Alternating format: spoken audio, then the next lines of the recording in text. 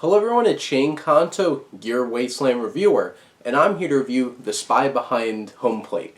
And this is a new documentary that's been released discussing the life of Moe Berg, who was a famous catcher in Major League Baseball, who then, during World War II, becomes a spy.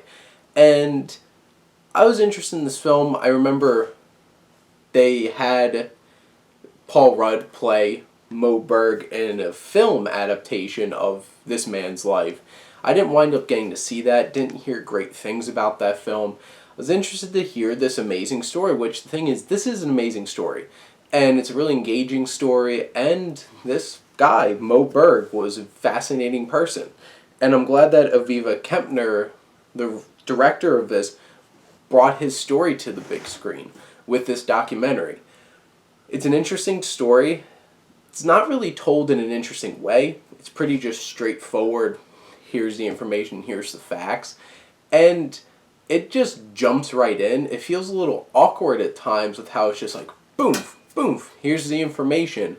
And honestly, this feels like something I would watch on A&E or something like that, where it's like a made-for-TV kind of documentary. And this isn't like Ken Burns kind of documentary that's going to wind up on PBS. Like, this feels alright, straightforward, and just here's the information. And like, I've been seeing a lot more documentaries lately, and I'm going to be talking about another documentary today. And there's so much that goes into these documentaries, and from a film perspective, making them cinematic and engaging and enthralling and really pulling you in how they tell these stories. This is kind of just, there it is. Places the information. It's an interesting story, interesting information, and I took it and I enjoyed it.